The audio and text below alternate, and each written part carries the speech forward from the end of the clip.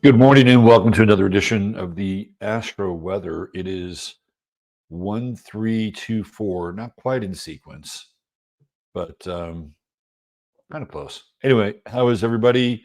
If you are awakening, good morning to you. I hope you're at the start of a wonderful, beautiful, productive day. And wherever you are in the realm, I hope at the very least you're enjoying yourself and finding humor and some degree of meaning with your experience. So here we are. It's the new year. And guess what I did this morning? I was up at 5 fucking 30 in the morning.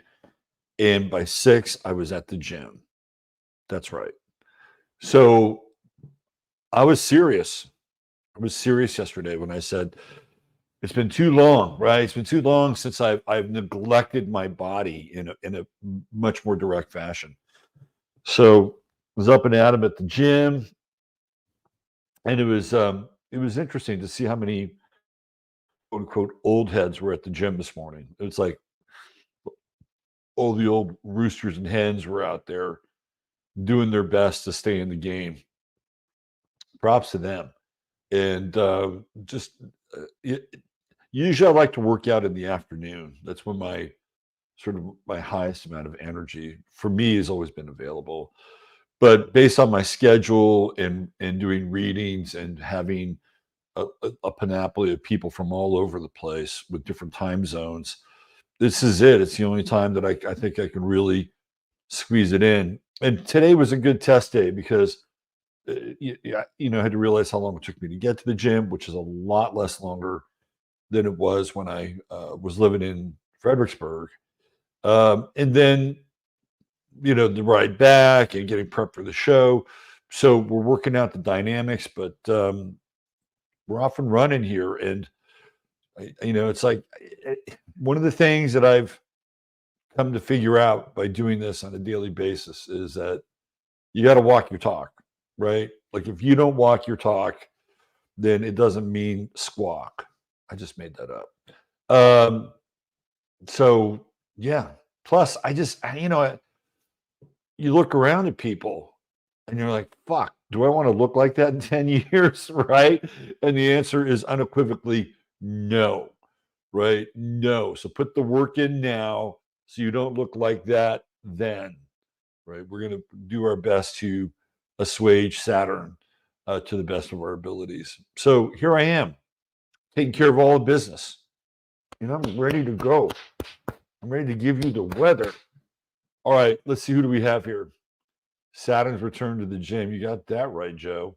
Let's see. Let's see who's in the house today. We got a little late birthday song for Tom, which I'm going to play at the end of the show. So you'll have to wait around for Tom's birthday song. Please wish Tom a very merry solar return. A very important uh, member of our Chattaria community, and we all love Tom dearly.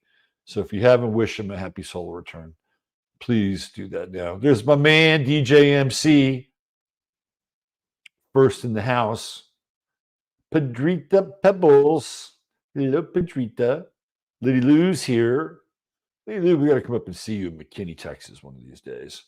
We got to pay you a visit. Patricia Farrington in the house. Road Trip 1981. There's that Robert Phoenix guy. Mary Lee, wish her well. She's going to be at Vanderbilt today, pulling some presents, witness and presence duty at Vanderbilt Hospital. There is my man, TJ. What's going on? Tomas misbehaving too. She's here. Dave Sullivan, the lovely and talented one. Dr. Jonas. Elizabeth Ryan's here. Debisu checking in from Europe. Double K, Catherine Kramer. Oh, this is a good, let me do this. I had a session yesterday with Catherine Kramer, and it was a great session. And I want to throw up her Etsy store because she got inspired and decided that she wanted to do some creative things with her life, right? And she's never done this before, but this is her I'll put the link in here in chat. This is upstart in art. And so she's got all these really cool things she's doing. Some memery stuff, question the narrative, no CIA, media literacy scam. Um, what else? The difference between a conspiracy and a theory, conspiracy theory and reality, 6 months. So you got mugs, you got backpacks, and she's just getting started, right? She is just getting cracking on her Etsy store. WTC7 shirt. This is a good shirt. I like this shirt. And it's almost borderline football jersey. I'm just throwing that out there for you, Double K. We've got Cocky Rooster, Tampa, Florida Rooster. So look at all this, right? So our good friend Catherine Kramer, Capricorn Catherine Kramer, decided that this is what she wanted to do, and I think it's really fucking cool, right? Really cool. So I'm gonna put the link in the chat so you guys can go visit her store. There you go. Right there. Should work. Okay. I love it. I love when people are productive and kind of take charge and find value in their lives and experiment and do new things and turn their life into a creative exercise. Who else do we have here? Kelly and the kids. What's up, Kelly? How are the kids today? CC Jones, the fantastic one, is here. The dynamic and spicy Olga Perez is with us this morning. Moira in New York. There's my man Steve Thor by the door. Crab Gemini. Vince Duggar. Hey, Vince. Good to see you, Soul Traveler. Teresa Levine. Hype. Bobby Firebird. Here we go. Joe Litke in the house. Yeah, hit the like, please. That helps. Helps a lot. Maria DeAnge. Bonjour, Maria. Good to see you too. We're doing 15 minutes of flame over on Boxcast today. The link is in the description of the show. And what's interesting is Maria cannot get 15 minutes on Rumble. They don't allow Rumble in France, but they do allow 15 minutes of flame through Boxcast there, which is great. Who else do we have? Debisu, she says, we used to say in my capoeira group that it was like being nude as everyone showed their true self during the practice in the game. Very true. There's, if we all walked around nude, it would change reality, wouldn't it? Clearly, it would change reality. And people might become more conscious and aware of their bodies as a result of that. Let's see. Who else do we have here? Lunchbox 81, Melissa Stanton, Claire. What's going on, Claire? Nora Rashid, Venus and Sag here. All right. Gotta love the freedom and the authenticity in relationship. Venus and Sag is always up for a good adventure. Maya Rose, there we go. Let's see. After losing 60 pounds, I need to get in the gym to get toned up. There you go. Yeah, I mean, that's the thing about a gym. There's all the equipment, right? I was thinking of getting a Bowflex, but I don't have the room in here. So it's actually good for me to go to the gym. It gets me out into the world. Look at this. We got a Dorothy Edwards sighting. Another Capricorn. Here we go. Good to see you, Dorothy. Just down the road here in San Antonio. Gyms are a waste of time. I'm plenty fit. Look, I've seen you. You don't need a gym. Some people need gyms. Not everybody's like you. Okay. So please don't be too judgmental with the rest of us. It allows me to get out of the house. Knight of Cups is here. What's going on? KOC. Rainbows and Butterflies. PMSO. Janine is here. Let's see. Patricia Farrington. Melissa Stanton. We're going to do some stretching. Yes, indeed. Get moving into the day. I agree with that. Neo's here. Peter Bio. What's going on, brother? Janet Nepal. We got a good group here today. Winter Rose. I call it Bikini, Texas. Katie's here. Who else do we have? Esperanza Vence Tarot. Did you guys see the tarot reading on Fox News for Trump? Did you guys see that? It was on the Jesse Waters show. There was some psychic tarot reader and she did one card for Trump. It was the Five of Cups. Not a great card, by the way. Just saying.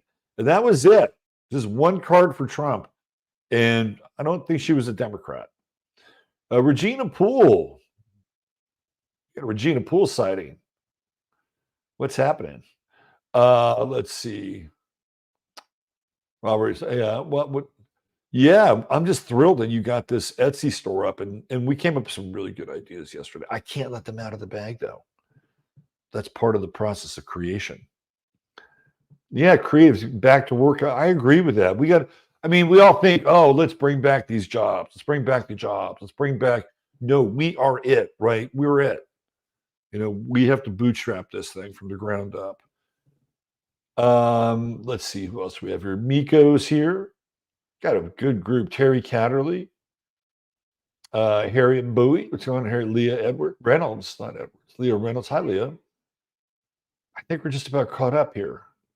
Jackie Delario, Philly girl. Hey, Jackie. Philly in the house today. All right, Scrubbies. We got to say hi to Tamara. All right, let's get cooking here on the weather. Got a lot to cover. That's us. 1/3/24. Say goodbye to Mars and Sagittarius. It is about to transit into Capricorn. For all you Capricorns out there, all the Earth signs, you get a bump. You get a bump with Mars and Capricorn. And it's all about, putting your head down and getting to work. I like Mars and Capricorn. And everybody that I've ever known with Mars and Capricorn were hardworking motherfucking people. They were hardworking people. And they're the type of people that if they're in a position of supervision, quote unquote, power, right? They are the type of people that demonstrate to other people how to work. And they lead by example. I remember there was this woman that I worked in her cafe a long time ago. And of course, I was playing with astrology. This is in the 90s. And I knew she had Mars and Capricorn. I think I'd done her chart. And she's one of the co-owners of the cafe. And this woman, by the way, drop dead gorgeous. Really gorgeous.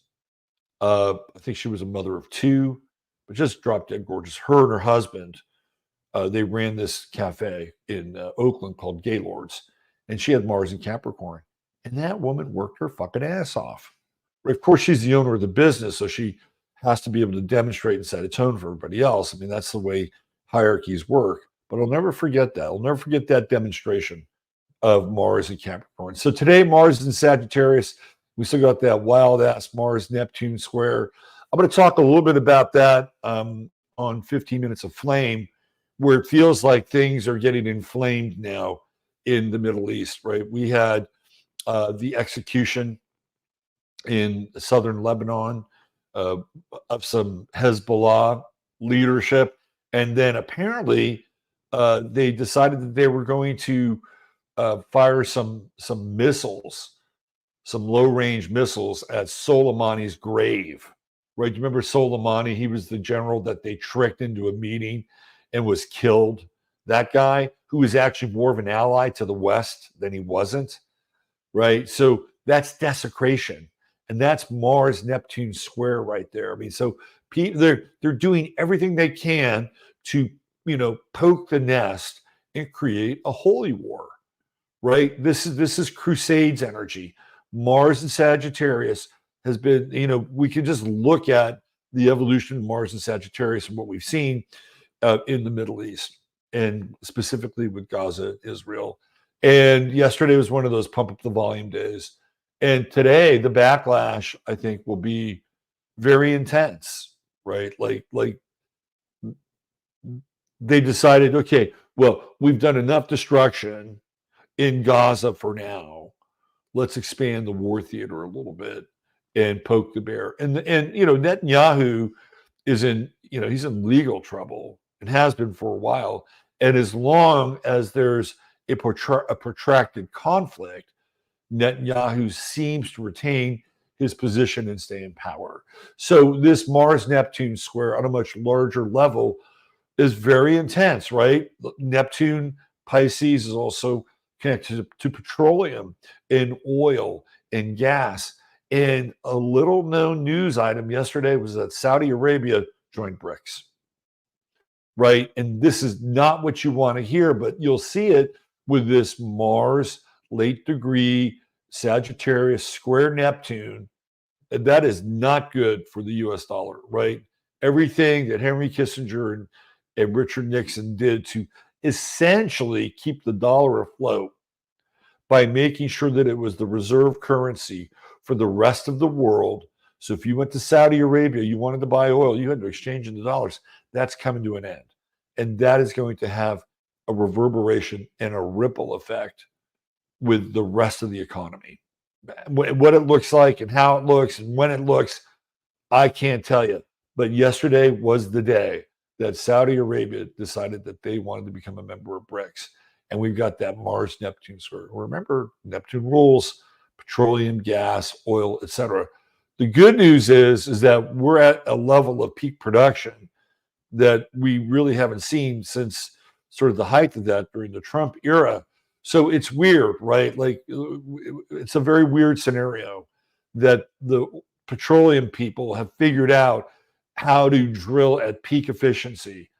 I talked about this before. They changed their model for exploration, finding, and drilling wells. Right before, they were a lot more cavalier, and they were kind of on to the next one, and on to the next one, and on to the next one.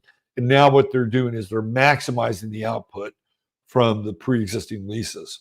Right. So this is how things work. Right. One side does one thing to alter the equation. The other side adapts and says, okay, well, you're going to do that. We're going to do this. So just because Saudi Arabia has decided that it wants to be a member of BRICS, and there is the very strong potential that the petrodollar will become part of history, it doesn't mean that it's the end of the world, because there is a high level of adaptability. I mean, I can tell you right now with this whole oil thing that we've seen it, right? The Biden administration did everything in their power to stop new leases, shut down the pipelines. And what did big oil do? It said, fuck you. We'll just maximize efficiency, which is the way it should be anyway, right? So you may read a lot of doom and gloom about this, but I think we'll have to set aside in some ways our judgment, right? Because again, I just think that we're in this, and this is the way it's always been, right? Humans are adaptable. And I think that's one of our greatest strengths. From a personal perspective, what you want to watch out for is especially that 29th degree, right? It's just there's no energy left in Mars. So you don't want to take a stand that you have to double down and triple down on. Like if you've got a losing hand, just fold, right? Like just fold and walk away. Don't try to make a holy proclamation today and go down with the ship. Don't do that. Don't. And again, I've talked about the power of admitting that you were wrong, right? There's huge power. Now, if you admit you're wrong all the time, that's very disempowering, right? Because you don't want to be wrong all the time. But there are key moments where it's like, you know what, I was wrong. Got that wrong. And thanks for pointing out. That is so empowering, right? And you know what else it does? It sends a healing wave through the rest of your community, whatever your community is, because people can see it and say, you know what? That person admitted that they were wrong or they didn't get it right. So maybe the next time, if I don't get it right, it's easier for me. And then what happens is you have a group of people that are responding in real time. Right. And there's not this huge backlog and baggage around, well, I was wrong and I doubled down and I tripled down and I can't move off my spot. It is so toxic. It is so toxic, and it'll take you down. Right. So there is a beauty and a strength in saying, hey, I got it wrong. I got it wrong. And, I'll endeavor to get it right next time, or I missed this detail. And as a result of that, I didn't see the whole picture. It's kind of built in today, right? And especially with Mercury coming closer into that square with Neptune. The other part of this is you don't want to believe everything you hear. That's the other part of it, right? And a lot of us in the truth community get hung up on that. And we hear this one thing, we say, holy shit, right? We pull on the thread thinking the whole thing is just going to come undone. And it really doesn't. So temper what you're also experiencing and how you're hearing things, right? I talk a lot about how if you wait a little bit with certain aspects over time, you'll be able to see the validity of the aspect or what's trying to be expressed, or in this case, communicated. And there's this weird urgency with Mercury and Mars and the squaring of Neptune. Um, is the sky falling? It's been falling for a while, right? Is it going to fall today? I don't think so. But you may run across some people who are dead set on the fact that it is falling. Just temper it, right? Temper it. And the other thing, too, is do not promise more than you can deliver. That is going to be a theme here with Mercury over the next 8 to 9 days, as we go into the square with Neptune and begin the separation process. Do not promise more than you can deliver. Keep expectations in that realm fairly low, right? Now, we do have some good attributes here. And again, Mercury is trining Chiron. And that gets into this idea that you don't have to get things right all the time, right? And then you can work on areas of your life where you're not as strong, right? Like I didn't go out today thinking, hey, there's a Mercury Chiron trine. Let me get back to the gym. But I can put it into that. I can put it into that bucket. So you can use the energy to address areas where you're not as strong and work on them, right? And part of that process is admitting that you're not as strong in those areas. We do have a nice Mercury trine to the true node in Aries, which does stress independence of thought and independence of expression. Just back up your facts, right? That's all you got to do is back up your facts. We had a little Venus and Sag sighting in the chat. There we go. Venus and Sag, the relationship with wanderlust. That's how I see Venus and Sagittarius. And sometimes the wanderlust can be a different partner, because Sagittarius, like its opposite sign, Gemini, needs new things, like new territory, new land, new ideas, new paradigms, new gods, right? That's how Sagittarius works. And and with Venus and Sagittarius, it's not just about it's our relationship to those things, because that's how Venus works.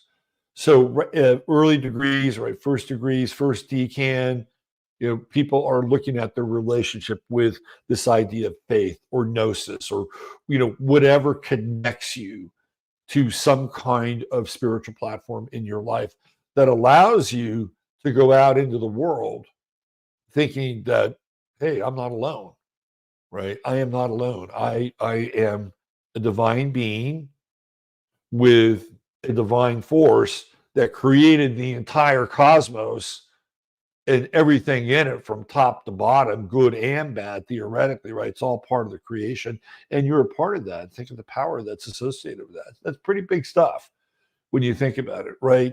And Venus and Sagittarius can also be much more open and kind of generous, right? I mean, Sagittarius is a sign that's associated with generosity. Now, we do have a square here with Saturn.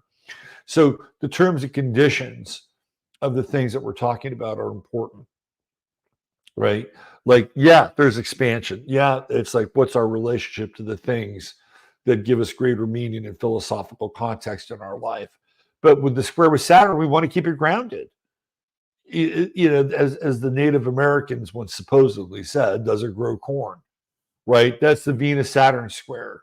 So yeah, we're looking at a relationship with these higher principles and higher knowledge, but at the same time, we're not really willing to sell out. Right? It's like, doesn't fit, doesn't work. Does it have a sense of ground? And then we're getting into kind of religious territory as well here. And there's sometimes Sagittarius can be a little heretical, right? A little heretical, but then it can sort of circle back into being more orthodox. I do like Venus Saturn squares because they help us get traction and look at our relationships in a much more meaningful way, right? We're willing to work through some of the difficulties with a Venus Saturn square, right? That's what we're willing to do. It's like, okay, there's enough here that I'm willing to set aside my ego, right? Can you set aside your ego? What's best for the relationship? I mean, that's what happens. You have to think long term with a Venus Saturn square. And I've talked about this before, but for some of you who are new to the show, I'll tell you the story. A long time ago, there was a group of astrologers who did a survey on this exact aspect, the Venus Saturn square. And what they did is they found a bunch of couples, and if they had the Venus Saturn square, they kind of did a bit of an inquiry into their relationships. And for a long time in astrology, the Venus Saturn square was considered a malefic, right? But what they found out was that if they had a Venus Saturn square in their synastry somewhere or in their midpoint composite chart, maybe one of them had a Venus Saturn square in their own chart, they found that those relationships were more successful than other relationships that by and large did not have the Venus Saturn square. So it really tilted and altered this more fatalistic idea about Venus and Saturn. So if you have that in your chart, it's actually a good thing, right? You may not get a ton of relationships, but you'll be selective with the ones that you do get, and they'll count. They'll matter. If you happen to have a Saturn square to Venus in your chart, right? It's a period of time. Like if you had natal Venus at, I don't know, 5 degrees, like today, and Saturn was squaring it, that's not a bad time, right? It limits your choices with relationship, but the ones that you do have, there is tremendous potential for working through that relationship and strengthening it, right? Because that's what squares do, right? They give us strength, 90-degree angle. So I like it. What we're dealing with today, obviously, on a bigger picture, are philosophical and religious differences.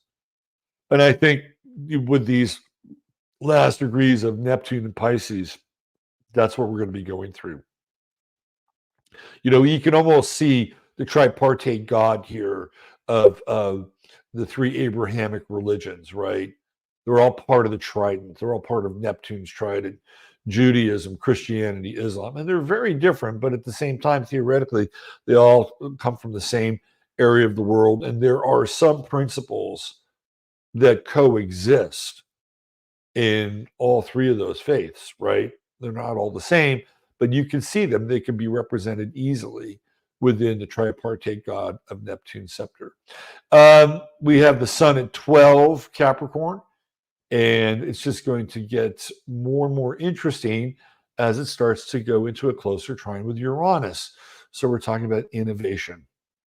And I like it. I like the sun Uranus trine. And as wherever the sun shows up in your chart, wherever Uranus is showing up in your chart, look at it, figure out where it is. Where can you innovate in your life? Where can you, like for instance, I'm meeting with my web guy tomorrow, and I have Uranus transiting my third house, the sun going through my second house. And I'm getting a website, 15 Minutes of Flame, rebuilt, right, with some newer features and some newer things. It's not going to be completely blown out, but it'll be a nice environment to hang out in. And then we're looking at robertphoenix.com, which is kind of next on the list, right? So you find out, where Uranus is in your chart, where the sun is. You want to take advantage of being innovative. And it's not like just wildly innovative. Like Capricorn plans things out.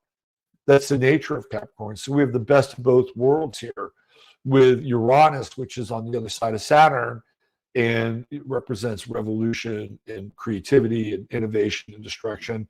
And then the sun representing form and structure and planning and foresight. It's a great aspect, and you can get a lot done, and you can adapt and play with new technologies, or learn something that is going to make your life more efficient, right?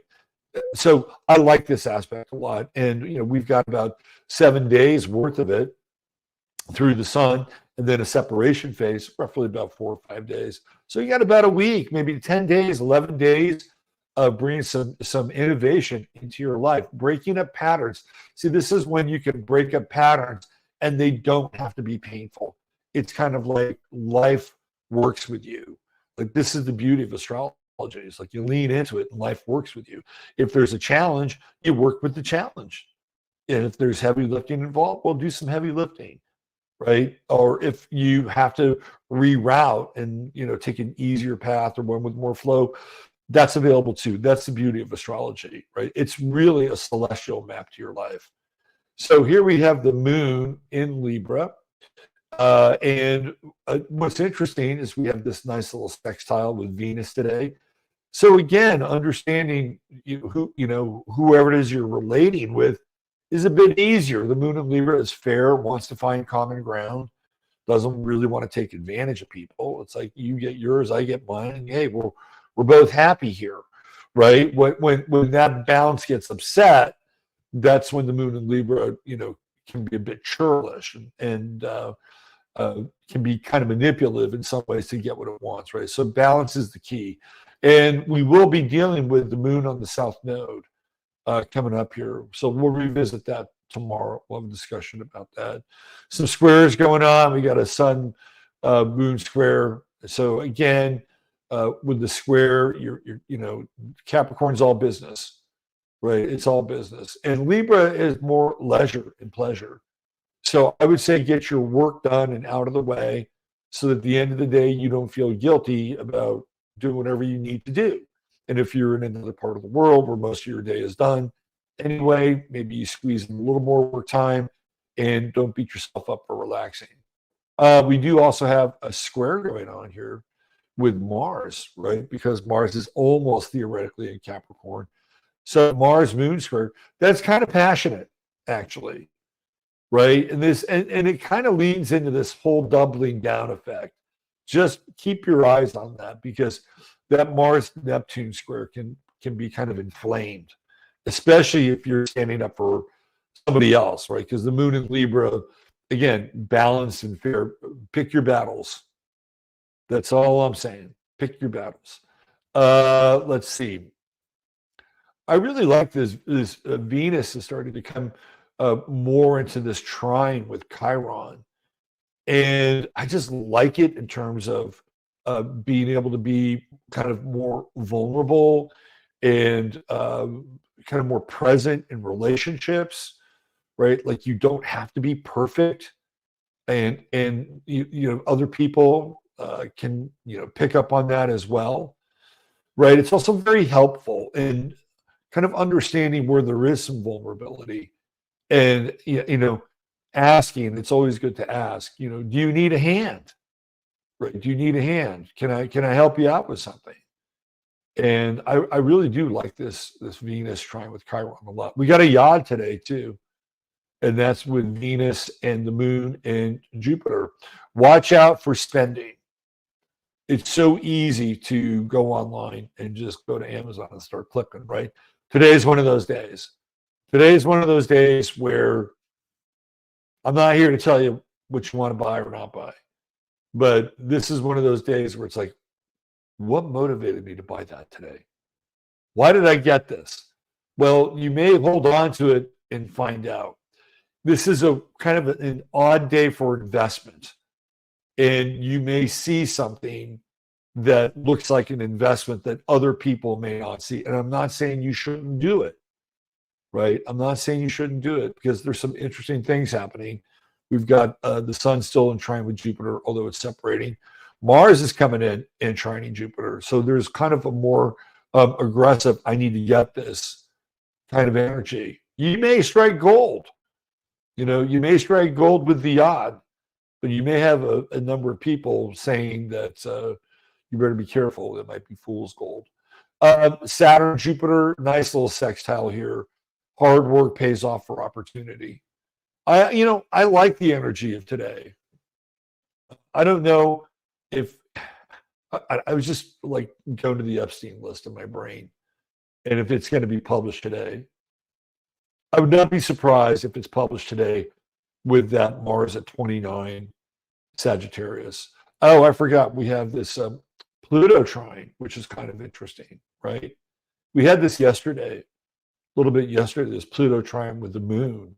And those are intense emotions, right? Those are deep, profound, intense emotions, which again, I think are great, especially in relationship. It's like being able to kind of hold the center, hold the line, appreciate the value of the people that you have interaction with, interchange with, because that's what Libra is all about. Interesting energy around homes today as well. I don't know. Maybe this is one of those days that you want to invest in something that's going to help your home be more efficient. When I look at that Jupiter conjunction or that Jupiter and Taurus, maybe this is one of those days where you want to look at a generator, or you're looking kind of a bit ahead of the game. Maybe you want to look into some solar power, right? Like that's kind of how I'm seeing this. Yeah. And from a domestic perspective. All right, there's a lot of activity today. There's a lot going on. Try not to be too distracted, because there's a shit ton happening in the logosphere. All right, let's get into our True Hemp Science star of the day. Let me go back to do my banner.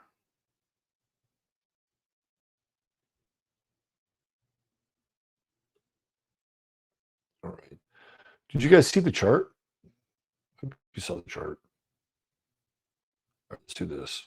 Let's go here and share screen.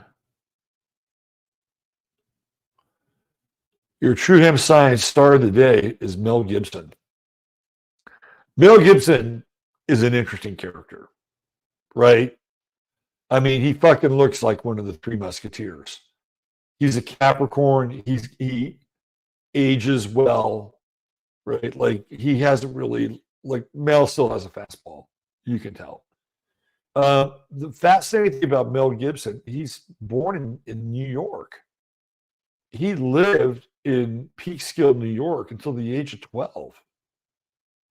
And his father, who was and still is a Catholic and a hardcore Catholic, didn't like where Catholicism was going in the United States. And so he moved to Australia.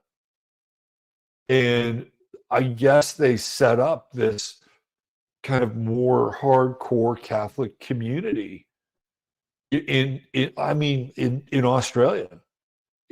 Not to say that it was like the Branch Davidians, but they were like, screw this. We don't like what's happening with the Archdiocese of New York or whatever. We're going to do our own thing. So that's what his father did. And then Mel came along.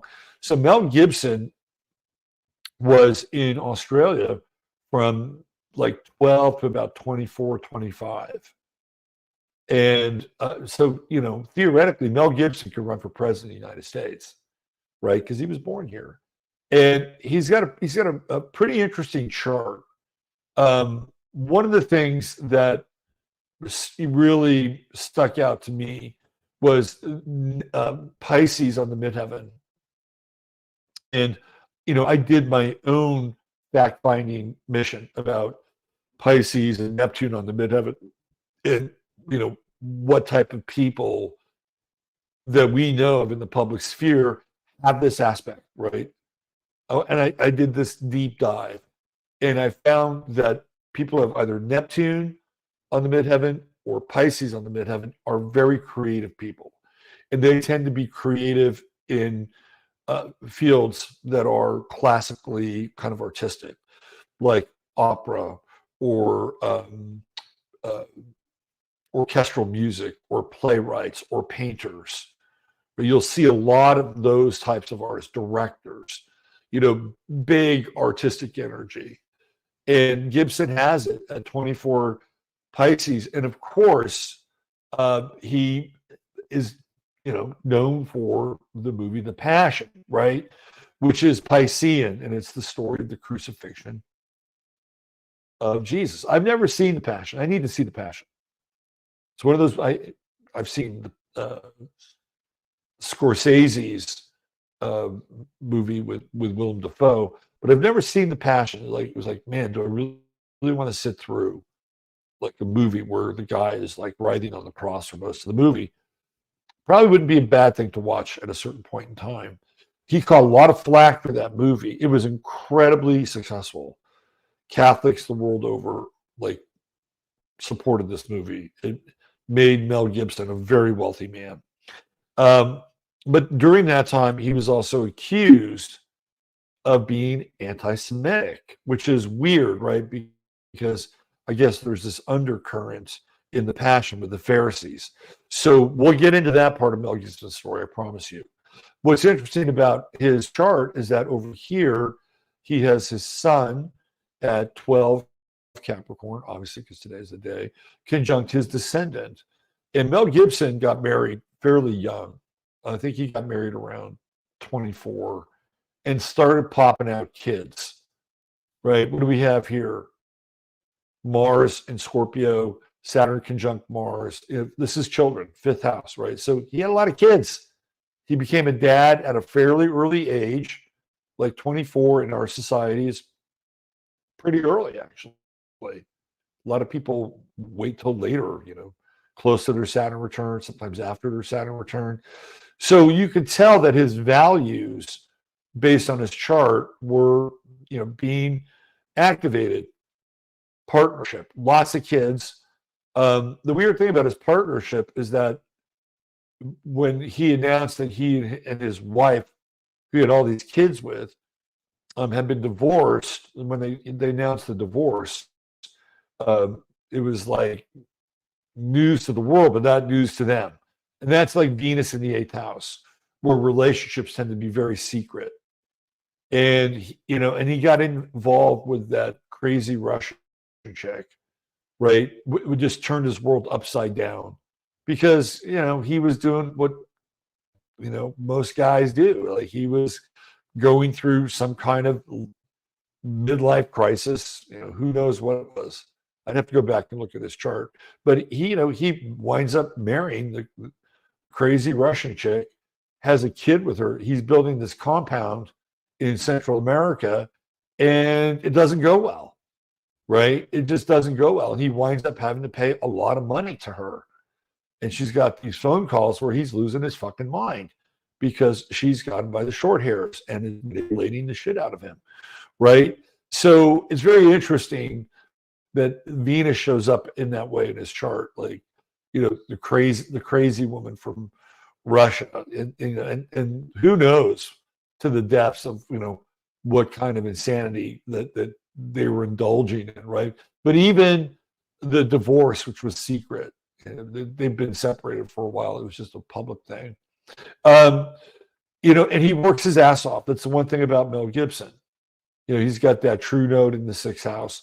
So he's not resting on his laurels. He's going to work. It's in Sagittarius. And a lot of the movies that Mel Gibson has been a part of, they have, very similar themes.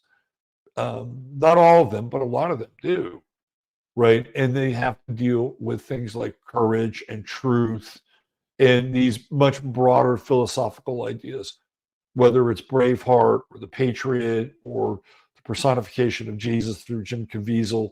And there's other Mel Gibson movies where he displays some of these character traits, right? And that's part of who he is. The other thing too that's weird was Venus in Aquarius. There's a really underrated movie with Mel Gibson called What Women Want, where he becomes um, a woman, right? And it's a really fascinating movie. And to me, it's total Venus and Aquarius, where he does this role reversal. And he has a knack for comedy. Like there are times where he doesn't take himself so seriously. And it really shows up in that movie.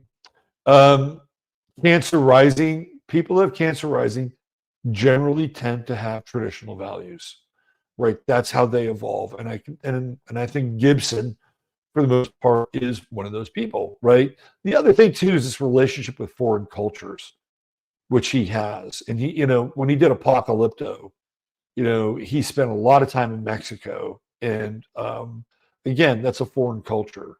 And dealing with big philosophical ideas about the decadent end of a culture and ideas of heroism and love. One of my favorite movies, Apocalypto. And he's a force, right? Like Mel Gibson is a force. He's got, Mars and Scorpio, which is powerful, right? He's a creative force.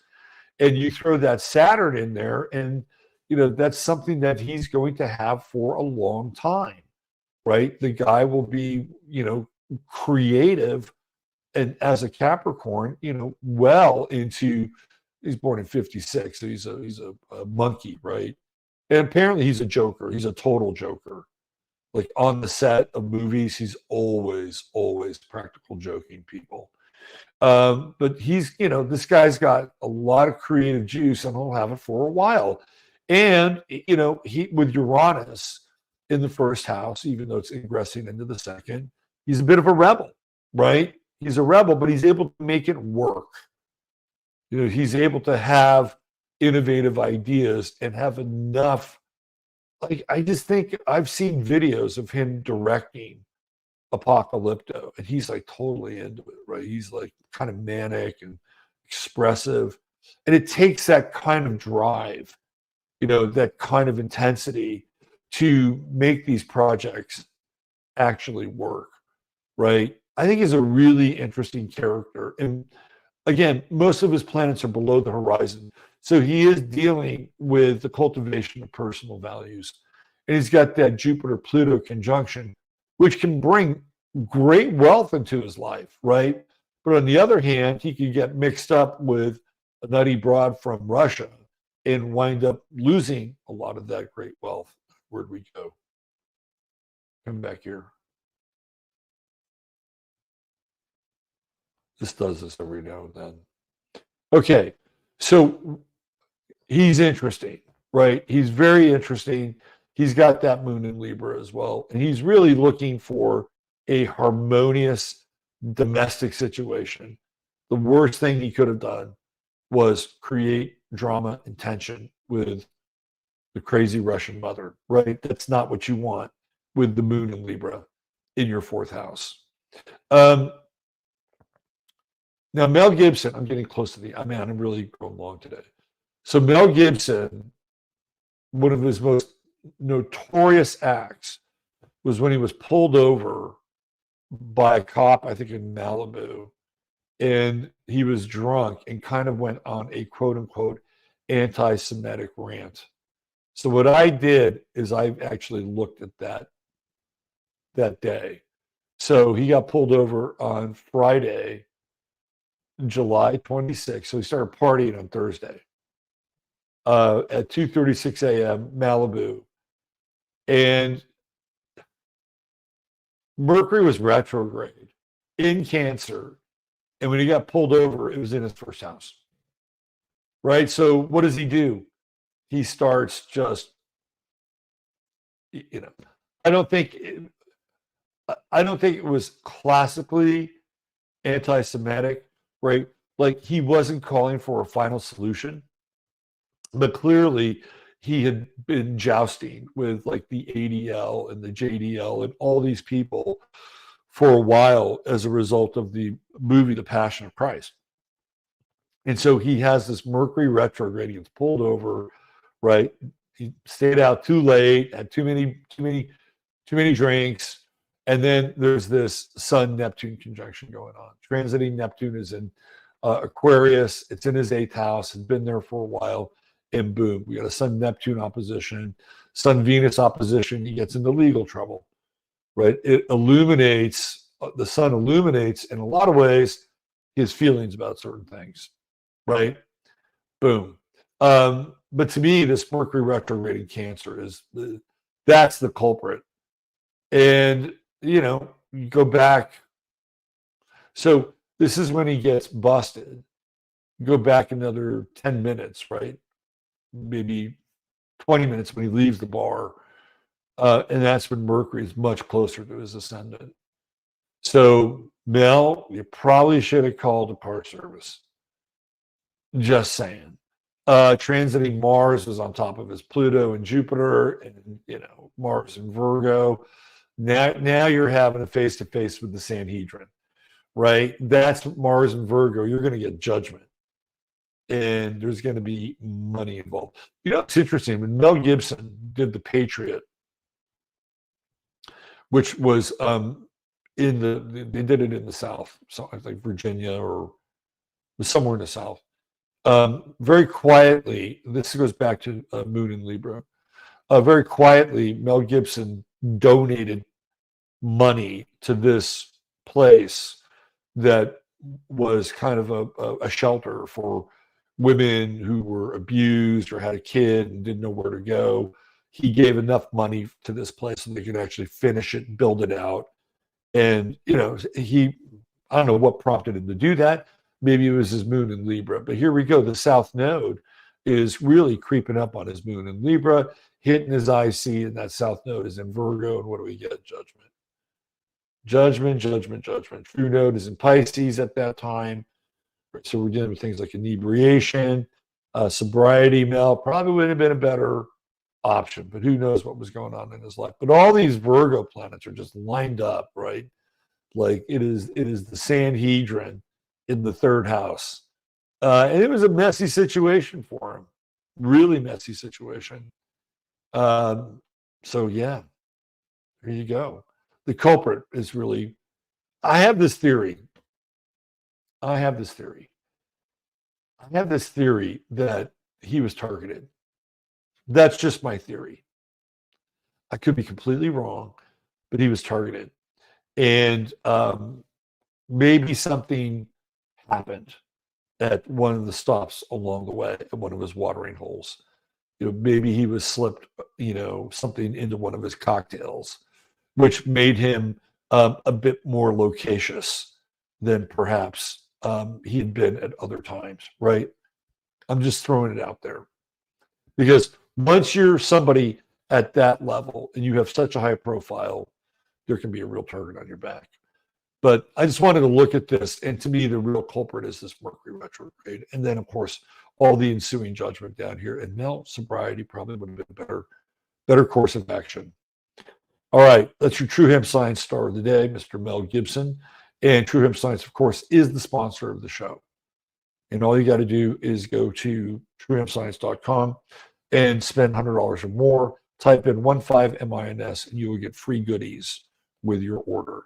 And goodies are always worth getting. $150 more, get you free shipping, and there's always a 30-day money-back guarantee. So if you want to get healthy, you want to integrate some new routines into the Gregorian New Year, take a stop by Chris's site, check it out, and you can always make an appointment and ask him questions about his products as well.